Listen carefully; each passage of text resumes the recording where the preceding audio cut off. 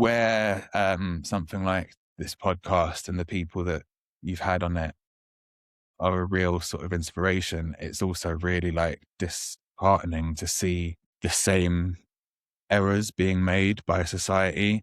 Yeah, it seems to be more important than ever, is what I'm saying, to kind of to do what you're doing and to be the voice that you are in the space, and to kind of hopefully grow that into something even bigger, because yeah, like that mentality is still very much out there. It's really fucking holding us back as a society, you know?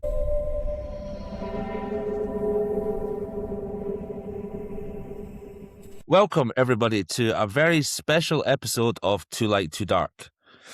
Today, we're officially 1 year old. Now, before I say another word, I'm going to hit the applause button. I'm sorry, I can't resist it.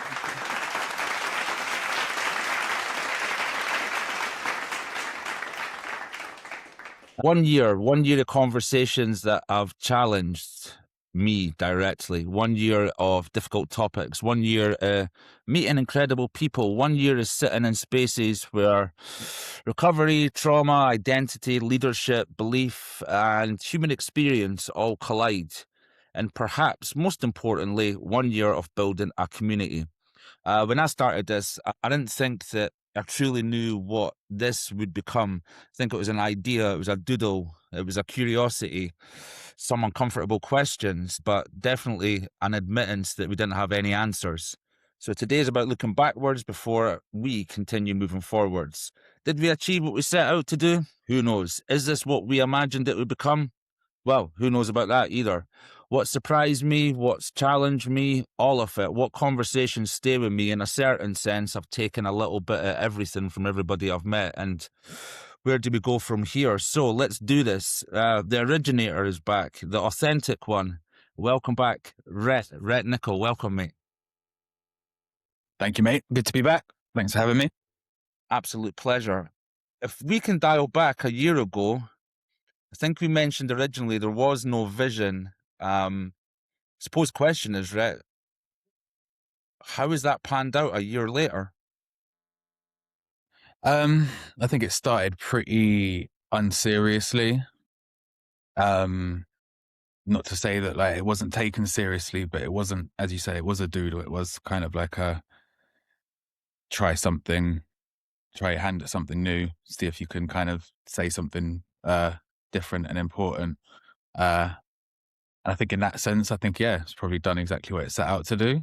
Definitely exceeded that for sure. I don't think yourself or myself maybe thought it would have lasted as long. I have 34 episodes in the space of a year. I mean, what, you're almost at one a week, one every 2 weeks. Yeah. It's pretty solid. Do you know what I mean? It's pretty consistent. So, yeah, it's definitely been cool to see it go from someone who knew nothing about the world of podcasting and I think you've been off social media for a good a decade or something, to kind of get back into it and yeah, really kind of thrive in the environment. And yeah, more importantly, find something important to say or facilitate other people saying important things. Yeah, I think a goal of mine was always to bring, I suppose, the brightest and best people that I knew immediately around me. And that's you included, Rhett. I always looked at you within that frame as well. I always looked at you as somebody who thought a bit differently, moved a bit differently, thought a bit deeper about yourself and about others, especially when we worked in support together. That was the first thing that probably jumped out at me. And we discussed before kind of working through our own individual egos within that sort of close, tight-knit space. Mm-hmm. But I think once we got over that bit, whilst very different in nature and delivery, and maybe I'm a bit more bombastic and you're a little bit more of the observer, actually, I think that there's a real drive towards authenticity and being a whole human being, Rhett. I don't know what you think about that. Yeah, I think so. I mean, would I say that to someone at the pub? No. But no, jokes aside, I think it's definitely sort of an approach an approach to doing things that we share. Maybe part of that comes from the like experience of addiction, and that kind of being the only option really. But yeah, I think to the first point, I mean, also thanks for what you said. But to the first point, I think you've really looking at the landscape of social media and podcasts around substance misuse and harm reduction and mental health and all that good stuff. I think for me, that's what kind of stands out about your podcast is the quality of the guests and the consistent, I don't want to say a cut above because I don't know enough about it, but I think it does stand out for sure. The level of guests and the way that those guests share themselves and share their work and talk like, really enthusiastically and passionately about this stuff. And I think that through line of people who have that kind of this shared perspective on how to participate in life and how to sort of practice in this space. I think that's probably what shines through is most, if not all of the guests would fall under that category. I felt, do you know what I mean? From the guests that I interviewed with you, to the guests that I've seen sort of past that's the kind of resonant feeling. I think for by and large, like a lot of soldiers, do you know what I mean? A lot of very admirable people. Yeah. And there's a word I particularly dislike in health and social care, and that is overwhelmed. I'm I'm actually underwhelmed about how many people are so overwhelmed a lot of the time.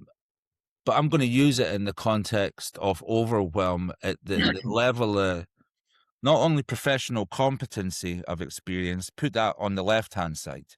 The pool of compassion and the pool of kindness that the majority, if not all, these guests have had. And it's made me check myself, and it's actually humbled me a lot, Rhett. I thought I knew a lot, right? I'm a bit of a smarty pants. If I'm in a meeting, I'll talk a lot. I'll command the space because my voice is fucking important, right? That's my ego talking. But actually surrounding myself with these brilliant and bright people has really, really, really humbled me, right? It's actually making me kind of choke up a little bit thinking about it without being performative. Is No, for sure. that level of humility I've had to really adopt and hold on to. When you're doing something and putting out these podcasts with guests that by and large reinforce a lot of your like previously held ideas, what kind of changed the most? Because that would be the real kind of performance indicator, wouldn't it? So that's really interesting to hear. And I think, I felt the same, especially when you're thinking of Scotty, for example, people across the pond in Canada and in places where the approach is different and more progressive, quote unquote, and maybe more effective. Yeah, you do kind of feel a bit like small in a good way. Do you know what I mean? You feel like, but also part of a bigger whole. And I think having the experiences that I've had working within the sector, and not to kind of put anyone down or anything, but it's been really encouraging to see so many people like working towards this sort of same set of goals with a similar attitude. It's been really, really like, nourishing for the soul. To know that there is, and I don't want to use that like army metaphor again, but I mean, it really is like, there is a team, an army, a gang, whatever, of people that are on this fight. And that's really inspiring for sure, really humbling. And I think put me in my place a bit too. I think maybe we came on not naive about our like position in the scheme of things, but it's definitely been enlightening to really see and inspired me for sure to, you know, hone things in and take things more seriously. And, um, yeah, I think one of the best takeaways that I've had from my involvement with it, and as well as sort of seeing it grow. The other thing I wanted to draw your attention to is if you look at that year's journey, and then I'm sitting in this little protected podcast space with all these absolute unicorns, health and social care and helping and all that. And if you look at the kind of psychosocial environment right now and the political winds that are blowing, Mhm. some of the absolute horror show opinions and social media algorithms, things that are dictating certain narratives that aren't healthy, some of the incidents, some of the opinions, some of the marches, all that, that's all been going on at the same time. And I'm so glad that this is not an echo chamber at uber lefty liberalism, right? But I'm just glad that it's not been infected by that, and it's not been infected by algorithms. It's kind of been able to hold its own in a sort of classic punk rock style, which it was always meant to be. Mhm. Yeah, and more respect for the people that are like very much on the ground in their like relative parts of the world that are dealing with all this stuff while, like, you know, fighting the good fight. And yeah, it's crazy. It's a crazy time to be, for me as well, to be like coming back into the real world, away from the wilderness of Scotland to, for in one way or another, sort of find where I figure in that landscape again. Um, so yeah, it's quite nice to kind of like meditate on that for a minute. That, you know, there is a sort of a force for a force for like the better at play right now. Yeah, to summarize, we need you here, right? Yeah, I am Batman. I'm Burial actually.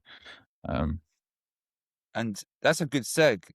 Rhett, where you been? What you been up to? What's been going on in the world of Mr. Nicholl? I'm intrigued.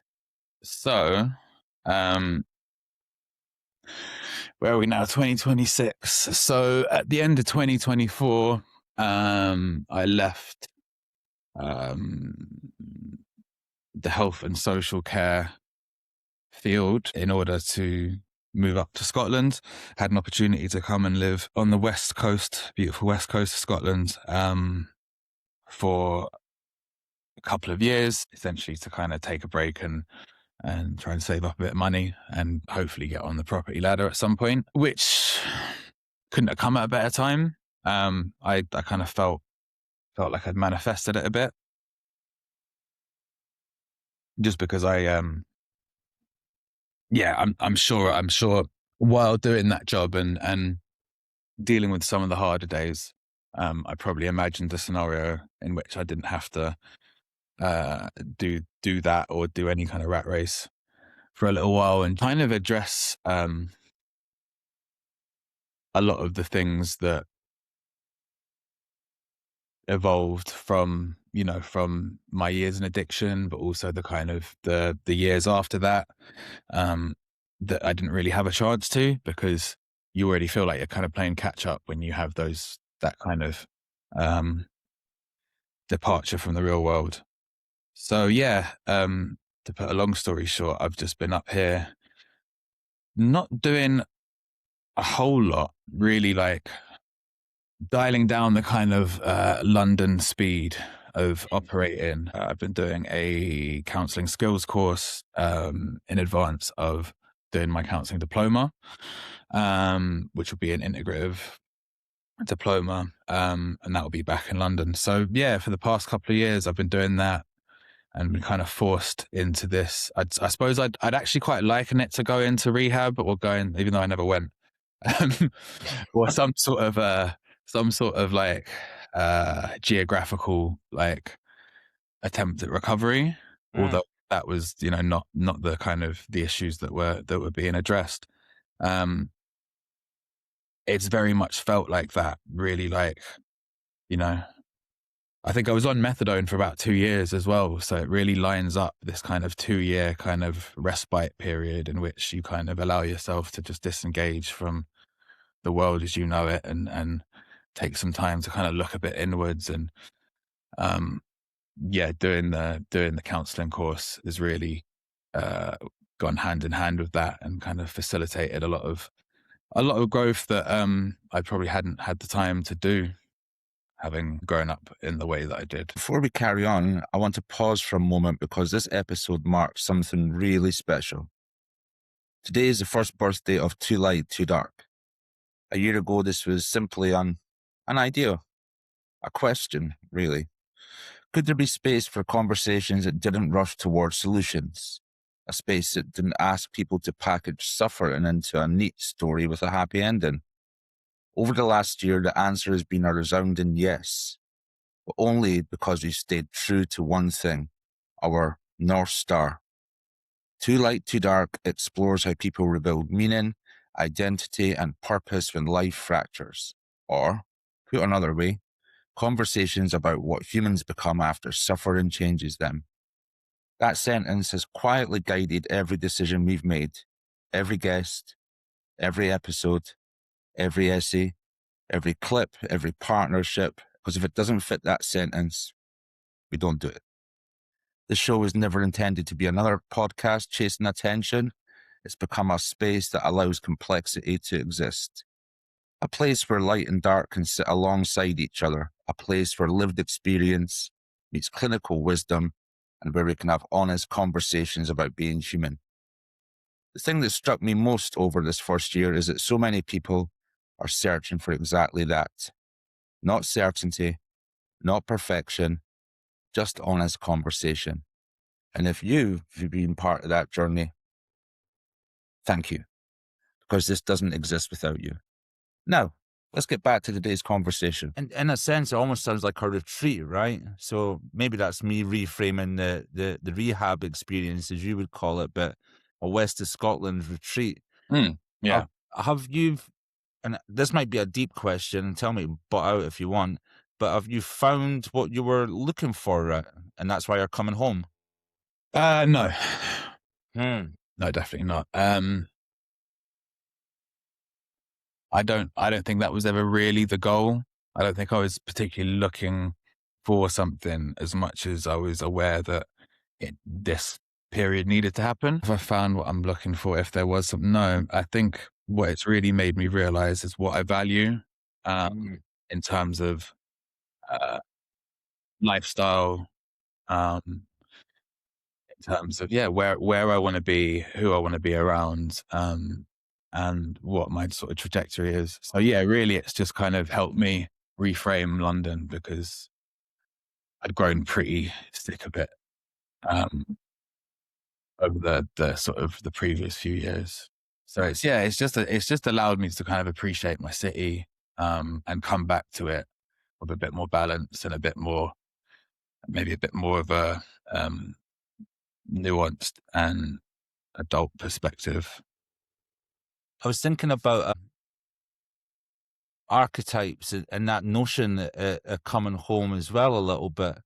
It always makes me think of Prodigal Son by the Rolling Stones on Beggar's Banquet, or Mhm. Return of the King, or Odyssey. In a sense, do you feel like that coming home, is that going to help you, I suppose, find what you're looking for, Rhett? Do you think you need that? Do you think you need London to get to that point? I think it's a part of the journey. Yeah, I think it's like if it's a chapter in it's a few chapters in the Odyssey. Do you know what I mean? It's the starting chapters, and you know it's the maybe 3/4 or half the way through, but it's definitely not the end destination. Yeah.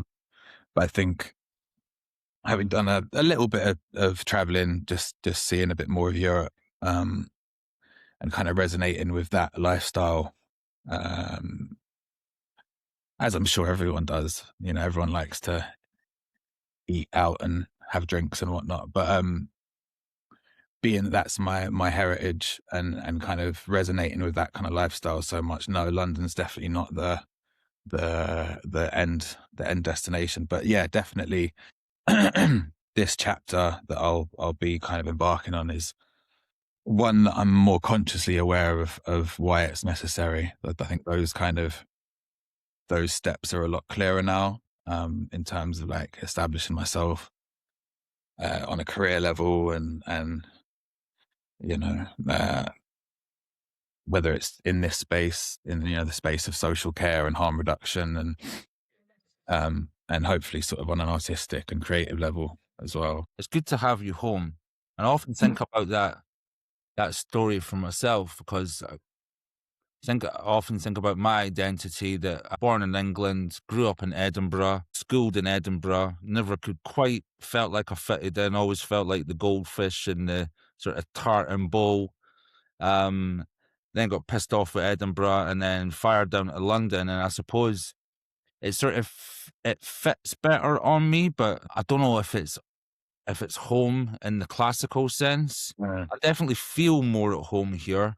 But mm, then I have met these sort of disparate characters, and I'll still meet them to this very day. Maybe I'm attracted to them or they're attracted to me. Maybe mm. it's that magnetic pull for the outcast, I think. And London gathers that, Rhett, I think, as well. There's definitely an element of that. I don't know what your takeaway is for somebody who would classify this more as home than myself. I think you're definitely a sort of like prototypical transplant, aren't you? Yeah, that's no bad hat to wear, but Hold that thought a minute. Thank you. that's definitely an archetype that if I was kind of judging you at a glance, I would put you into that kind of era of, and it's very like relevant to like my age, and being that you're only a couple years older than me, but that sort of generation of you know, Camden, Shoreditch, Old Street, Dalston, kind of in its heyday, that I kind of would have caught the end of. But there was like a big mass migration around that time, of which there's been many over like the past 100 years into London. But I feel like you always stood out as like of um a particular kind of generation that I kind of look fondly on. Um and yeah, it's a troubling thing, isn't it? To like it's great to be able to leave somewhere that you don't truly identify with, and have some sort of semblance of like community or whatever somewhere else, as you've probably had over the years at different points. But not having that place be your home is difficult, because then Mm, in essence you've done like a bit of a lifelong geographic from Edinburgh, um, with regards to how you fit in there and how comfortable you are there. So it's like, I'd imagine maybe that's always something you've kind of got to have an eye on, mm, yeah. because you could quite easily, I'm sure, spend the rest of your days in London if you chose to. But I think, knowing you and knowing your sort of tendency towards like the verbose and like literature and stuff, that you might do some sort of pilgrimage yourself at some point. I see that for you. Do you know what I mean? Um, maybe to reconcile some of those sort of questions of identity. Um, but yeah, I think with regards to myself, I think that's what this has been for me. It's been a chance to reconcile those parts of my identity. And I had an interesting experience in one of the earlier, I think the first semester of my course. And there was a chap Irish chap who I really get on with, really nice guy. We were doing the Johari window, Mm. which to this day I couldn't really tell you what it is. Yeah, ringing bells there. But part of that exercise was us sort of sharing with each other our first perceptions of each other, which may or may not say more about projection than not. But either way, his sort of initial experience of me, that he was, while he was quite interested in me, he found me quite defensive. Ah. And I was like, oh, you know what my first reaction was? you don't, you don't need me to say, but something along the lines of, well, you would be too if you'd have experienced life the way I had. But as I had that reaction, my counseling brain was definitely switched on, and I made a conscious effort to kind of work with that and reflect on that, and not just sort of like dismiss it, and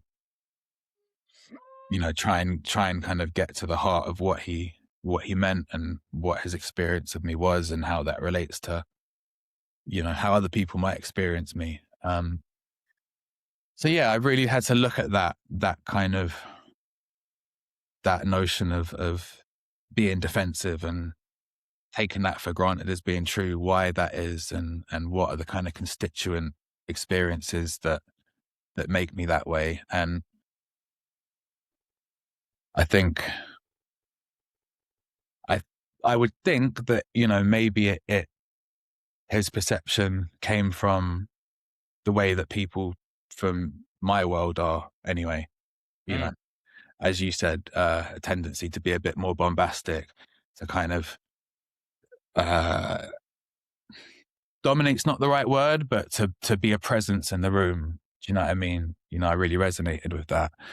And so, yeah, it was really interesting to kind of not be offended and really look at that and use that as part of like unpicking the identity that I constructed and the self that I decided that I was going to present to that group. And maybe looking at that as like maybe a slightly outdated model of self and an outdated narrative that I really I wasn't as comfortable with anymore. And I wanted to kind of edit at the very least, if not kind of change altogether. Interesting. Let me dial back to when I first met you, and then maybe that will help map that growth even more a little bit. Not that you need validation by any stretch, but I never got fuck you vibes from you. It was never personal. It was more like fuck off vibes. You know what I mean by that? Yeah, I think so. Yeah. I think so. And then when I felt fuck off, I was like, well, you can fuck off as well kind of vibes. I echoed back. Internal fuck off on matter. Yeah. Yeah. But nothing said, and within the professional context, sort of just cracked on and done what we needed to do. But it's interesting that, like for me, observing that and somebody who's worked with you in a high octane environment, it's interesting how there's growth there, right? He's never he doesn't sound like he's picked up the fuck you vibe, because I never got that in the first place. And maybe he's got like a slightly less lessened version of the fuck off vibe. And it's brave of you to talk about that as well, Rhett. Do you know what I mean? Yeah. It's not easy. That's my point. Yeah, no, for sure. Yeah, I think the any sort of first year psychology student could diagnose the fuck off vibe. Thanks very much. Thank you. As being, you know what I mean, as being this sort of like first line of defense. I definitely inherited that from my mum, being the sort of quintessential New Yorker that she is. That's kind of in our DNA. For sure. And then obviously my dad, he's cut from a similar cloth. So yeah, I think it was that, and I think it was, I reflected a lot in some of the assignments on my experience of the education system. Now, it wasn't all bad. It wasn't all good either, but it wasn't all bad compared to, some of the experiences that my friends have had, for example. But coming into an institution of education, and having kind of expectations of how you've been perceived historically and how you've been treated historically, and always having that kind of that competitiveness, which I think comes a lot from like the street culture things of like with the graffiti music, whatever. That's also very much a part of me. So yeah, just kind of looking at that kind of somewhat artificial projected layer or projected version of myself in the context of these institutions in which historically I felt really uncomfortable and I felt sort of hard done by or maybe like mismanaged or mistreated. And then crafting the sort of the self to kind of defend against that. And I think part of the growth of that experience on this course has been to kind of realize that what I think would be the way something should work is not necessarily, and specifically for me, is really not necessarily the way something should be designed to be functional for a group of different people. Yeah. So, to be more specific, like I had very specific, I had like an image of what I'd hoped the experience would be and what I thought like a classroom dynamic should be at this stage of life. And I had to kind of reconcile with myself that it wasn't that, and it wasn't going to be that. No amount of me kind of being me was gonna sort of force that environment to change or force the people in that environment to kind of engage in a hypothetical lens. And I suppose that's to say, I wanted an environment that kind of reflected me. I wanted to be an environment of people that, not necessarily similar, but like comparable kind of experiences of life in terms of, the disparity of their experience and maybe like a bit more dynamism from the teaching side of things, which I really struggled with that not being the case, but, came to see at the end of it, the purpose of it being that way and realized that, yeah, maybe I don't know how to run an educational institution. Really?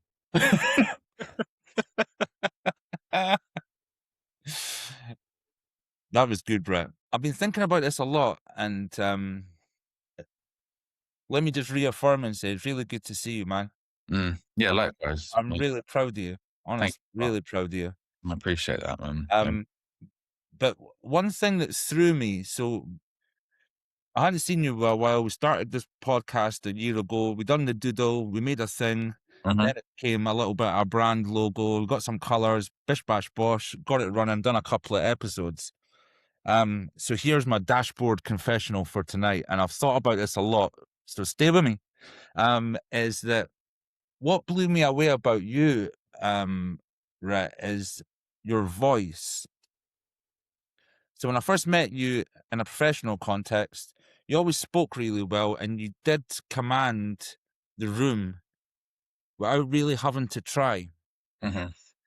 And that was obvious to me. In the context of the podcast when we started, you were always slightly behind me. I was like more the sort of happy clappy kind of hosty guy, whereas you were always sort of a little bit more subdued in the context of hosting. But what threw me is I listened to you sing, man, right? And I really listened to you sing like with cans on. And what I could hear was not only was it a beautiful voice, but I could feel it carrying pain as well. And that bit I underestimated because like what I seen from you is I could feel the wounds through your voice, and that's where the light was kind of shining through from you. And yeah, without wanting to sort of labor the point kind of too much, like your voice is almost like a bridge between your inner and outer world. It's like how you communicate with the outer world. And your voice is, I think, it's not like solely like a physical instrument. It is that vehicle through, for me, where probably your unconscious becomes conscious. I don't know what your takeaway is. I know that's kind of deep, but I hope you can understand where I'm going with that, Rhett, is that, like, for me, trauma often silences people, but you can speak yours in a certain way, whether you're speaking with that authenticity and that presence, whether you're cutting through your voice. And what I hope for you, Rhett, is that counseling is going to give you that next voice moving forward. I don't know what your takeaway is. That's deep, but I'm just offering that to you. Well, yeah, I mean, again, firstly, thank you, mate. That's really, really, really kind words.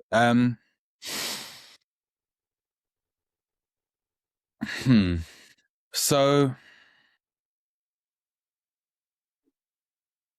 I think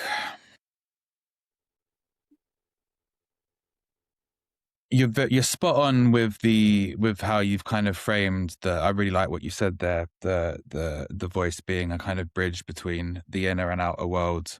Um, I think particularly around the time that I was uh, making a lot of the music that you will have heard, or at least in that kind of like sort of chapter of my life. Um, Perhaps surprisingly or not, I think I struggled with my voice, not my singing voice, but my speaking voice, my, taking part in social situations. Now, that may have been a sort of result of like years of hardcore drug use. It may be some sort of like latent neurodivergence. It may be a bunch of things, but nonetheless, the singing was like a very, very necessary way of communicating myself to others. And I think part of the experience of compelled me to kind of carry on down the path of music for the time that I did was the connections that it kind of fostered, and learning that, like, the gift of putting yourself out there um, is that, you resonate with people who feel the same, or who relate or whatever. And yeah, I mean, I think I could say that at least a good handful of a, small circle of friends probably came directly from that music. Whether it's people that, like, my manager, or he's a good friend of mine, or various people that were kind of involved in one way or another along the way. That was really the thing that connected us, or that was the thing that allowed us to connect, was that. So yeah, totally spot on there. Um, and then I suppose the other thing that kind of uh, piqued my interest a bit was the getting meaning from the abstract. Mm. Um, and this is again something that I've kind of reflected on in some of my written assignments over the past year. And I thought I was really, really, really big and clever when I sort of stumbled upon this notion. In my writing, that Freud and the sort of psychodynamic philosophers may have had some influence on art and the sort of artistic practice of the sort of people in that kind of contemporary time. I mean, I knew this wasn't like a genius stroke, but I still thought I was quite smart for like those two dots together. Um, But either way, one of the things that I kind of reflected on is that one of the ways that I've learned about, the counseling process and the theory of counseling, and, you know, the experience of being a listener, is through music, is through like a creative lens. And I kind of came to realize just how inherent, like, the creative approach to things, or the modern creative approach to things, um, really, like, is my style of learning. It's not like an adjunct. It is very much like the hardwired way in which I learn things is through that kind of slightly less rigid, more kind of creative way. I guess I really noticed that in researching how the psychodynamic lot had influenced their contemporaries in music, and realizing that a lot of our modern conception of what an artist is, and how an artist operates, i.e., someone who midwifes meaning from noise, whether that's, but from the abstract, was something that I've been kind of like pondering on quite a lot, and that being my kind of inherent nature, or inherent like operating system. Because to me, like, especially when you grow up, you have a sort of more solipsistic view of the world, or you think that everyone kind of, you don't understand that people operate differently. It's a really hard concept to get around. And Yeah. I think being as I am, someone who like bloomed late in terms of in terms of like maturing and growing up, it's always been quite hard to, or I've not even really been able to understand that people operate differently. So yeah, seeing how, and I'm aware maybe this has gone a bit tangential, but I suppose seeing how Freud, this sort of caricature of the, I think I called him like a coke shooting jester in one of my essays, um, he, to see this guy, I kind of had a somewhat dismissive like opinion of, whether that's through pop culture or whatever. That was just sort of my default sort of setting on him, was that, yeah, obviously he created a lot of the model for modern counseling, but he was also completely off his rocker and a bit laughable. And to see how him and Jung and those people inadvertently have kind of shaped who I am via their influence on sort of artistic thinking, has been a weird correlation to draw. Before we finish this birthday episode, I want to end with gratitude. Because while my voice might be the one you hear every time on Too Light, Too Dark, this has never been a solo project. There are a few people I want to thank properly. Firstly, my fiancée Astrid. Thank you for believing this from the very beginning, for your patience, your encouragement, and your support behind the scenes that nobody ever sees. Building something meaningful takes time, energy, and sacrifice, and you've shared that journey with me every step of the way. Mum, thank you for being a constant source of love, support, and perspective. So much of who I am and how I show up in these conversations comes from the values you've given me. Rhett Nicholl, Rob Chandler, Ilkan, Amory, and Damien Black. Thank you for your friendship, your advice, and for backing this mission over the past year. I also want to give a special shout out to some incredible returning guests. My returners, Dr. Brett Grelier, Simon Bennett, and Ben Neal. Thank you for continuing to come back and deepen the conversation. Your willingness to revisit difficult topics and build on previous discussions has helped shape what this podcast has become. And finally, to you, the incredible community, thank you. Whether you've listened to one episode or every episode or a few episodes, whether you've shared a clip, sent a message, read the newsletter, recommended a guest, or simply sat with a conversation during a difficult moment in your life, thank you. Because you've proven that there is an appetite for depth, that there are people everywhere willing to engage with difficult conversations, people who understand that healing isn't perfection, that recovery isn't linear, that meaning can be rebuilt, and that life doesn't have to make complete sense for us to keep moving forward. So here's to 1 year of Too Light, Too Dark. Thank you for being part of this journey. Now, back over to Rhett and Leon. We'll close the show, boys. That's a concession, right? Mm.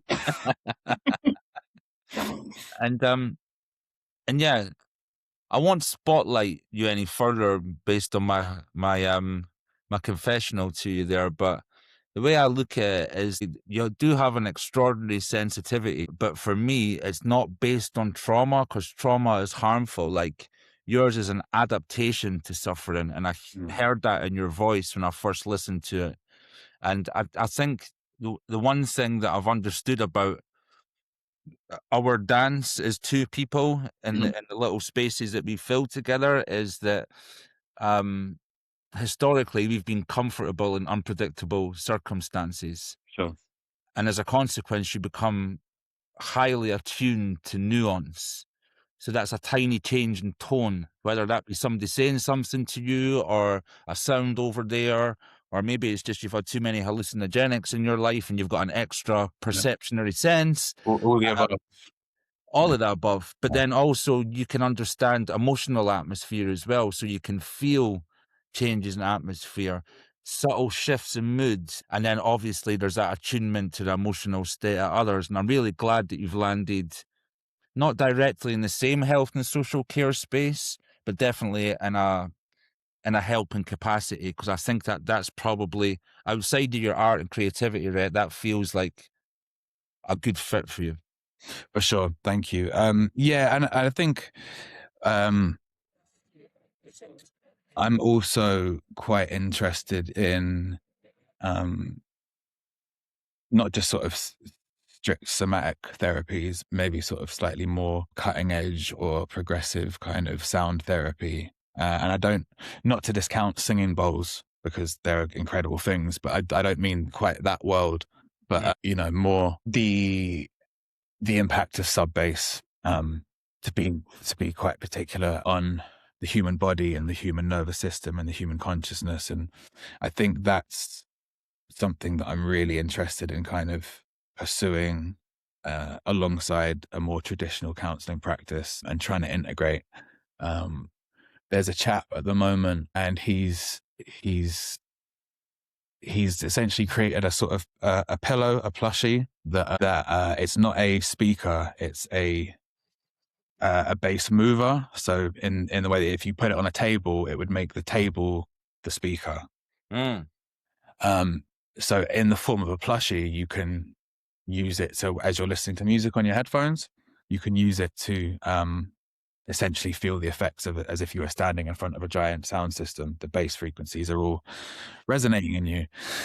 And with that and some of the other, there's a lady called Emma Marshall, I believe, a PhD, who's doing a lot of study and research and exploration into how dance music and rave and all that kind of world, how that kind of looking at it in a very sort of scientific sense at how that impacts our physiology and our way of self-regulating. And yeah, I see a future which I can kind of fuse the two, or at least use one as a tool and the other, because I think, yeah, for me, that was such as much as I'd had like a very strong relationship with music from a very early age, being someone who is, I've got 10% hearing in my left ear. So I do have a quite compromised hearing. Going raving and having that visceral physical experience in front of like a Function One or whatever, like mad squat party rig, was really life-changing. Yeah. Really life-changing thing. And I think there's a tendency to kind of put that stuff in a box as you grow up and be like, well, that was that. And do you know what I mean? I'm really quite excited about how, as we come to understand these things better, how one can be applied to the other. I think that's like the kind of, that's the thing that's hooked me now, or the thing that's kind of driving me, from like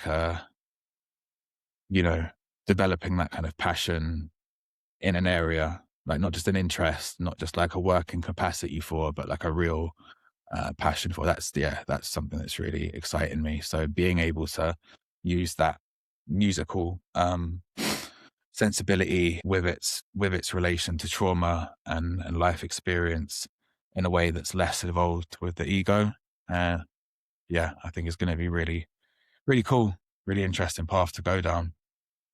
Yeah, there's that phrase, if you find something that you love, you'll never work a day in your life again, right? And it's bollocks. But there's some truth to it. Yeah, There's some you'll truth. feel better about the bad days, that's for sure. The couple of messages that I've received, and I've kind of kept them around this space, right? And this was a thing that I never thought about when I'm churning out episodes and I'm editing and preparing questions. But when somebody like you've never met sends you a message, whatever the social media platform, pick your poison, and says like, "Oh, that episode helped me," or "that person who spoke about that, I done that," or "you said this and that helped me." Like for me, right, that's when this stops being a podcast and becomes something bigger. And I'm not trying to be too pretentious, right? So I've got about 30, 40 examples of this directly. And I'm not going to put people on blast because people have come to me in DMs, Of course, come to me on LinkedIn. They've stopped me when I've been working in my office just to take like 5 minutes, aside from the more kind of sort of methodical wrote to me on the website, etc. Right? But that bit has been, it's been a mind fuck, man. It's a lot of responsibility and I'm happy for it. Yeah, I think it's something that you to the point of putting yourself out there and creating like in a world with like less and less means of connection, creating like a channel for people to connect and resonate. It's a more important human sort of necessity or commodity, isn't it? Because it's not like yourself or me or many other people are existing in third spaces anymore. Do you know what I mean? Yeah. Especially if you're not someone who drinks on the regular. Mm. You're really not, because the pub is you know the last sort of bastion of that. So from that point of view, I think these things become really necessary to human beings, especially when you're dealing with stuff that is quite niche in the grand scheme of the world of podcasts, and you're also talking about in from a specific perspective or through a specific lens, in terms of it being quite heady. Do you know what I mean? This is not like this is not sort of recovery light. Do you know what I mean? This is the full picture, like good, bad, and ugly. So yeah, I guess,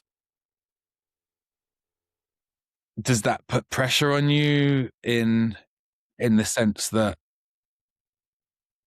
there's maybe people out there that you've yet to reach, or yet to sort of have some small impact on to sort of keep going? Is that part of the motivation, do you think? It's like a pendulum, Rhett.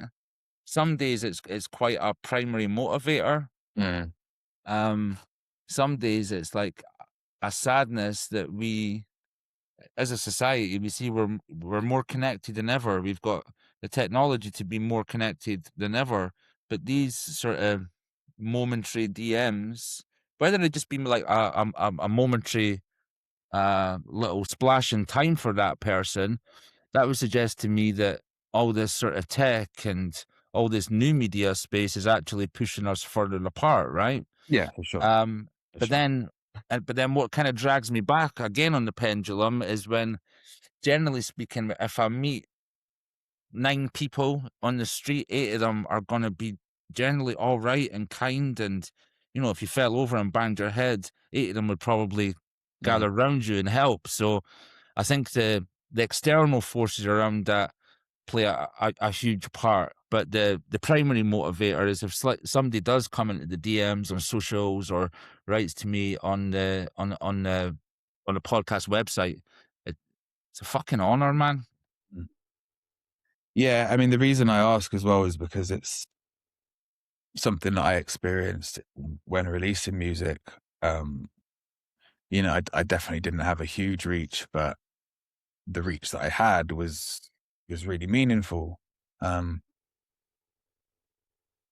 and I would, despite that being the exact sort of a primary motivator, as you said, in starting and carrying on that uh, that practice, I still found it really uncomfortable when people would say that, at the same time as being really touched and really valuing that, but yeah, not really knowing how to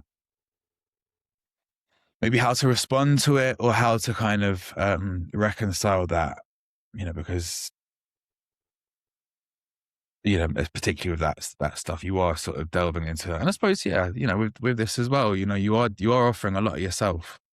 Do you know what I mean? In different ways, Yeah. uh, and it's almost like you want the connection, you want that resonance to happen, but when it does happen, in my experience, it can just be a little bit jarring. Mm. What Um, would I do with this now, right? and then also there's the thing of it be- becoming expected, which I don't know about you, but I struggle with. Mm. When things become expected of me, that's generally can be part of the part of my cycle of things in which I can disengage or have historically disengaged. Do you know what I mean? Um, when there's a sort of sense of obligation. and it's not, things aren't being done out of the pure need for them to be done within myself. Yeah, it's almost like a gateway to check out. But yeah, I mean, it's true though. I think, I don't know what, what the kind of scope of some of those messages are, but I mean, I have a particular podcast that I listen to pretty religiously. Unfortunately, it's not Too Light, Too Dark. I'm sorry. Uh, That's all right. but um, it is a recovery addiction based podcast. Um, and it's become a really, really central part of my life and my recovery. And as weird as that is to say about podcast, like, it would be disingenuous to sort of say anything else. I spend a good amount of time listening to it. It's part of my, it's part of the way that I engage with my addict self, and in the way that, so 12 step is for some people or whatever. I suppose just to say that, like, these things can be really, really, really important to people. Um, and I think the seriousness of Too Light, Too Dark, and I mean that in the sense of, it's not a war stories podcast. It's not like a jokey thing. It's not like just people having a natter or whatever, a chinwag. There is a point to it, and there's an agenda. Maybe in the kind of early stages of connecting on the algorithm will probably be stunted compared to something that's a bit lighter in the loafers. The quality of, and the sort of the substance with which it impacts people is going to be greater. And I think as time goes on, and as you are sort of carrying on with it, I do think it will find its place in the landscape of harm reduction, recovery, that world in the kind of the modern landscape that's coming up. And I think it's got a really important part to play, because I feel like there's a bunch of great people out there doing things. There's Rave Aid crew. I think they're like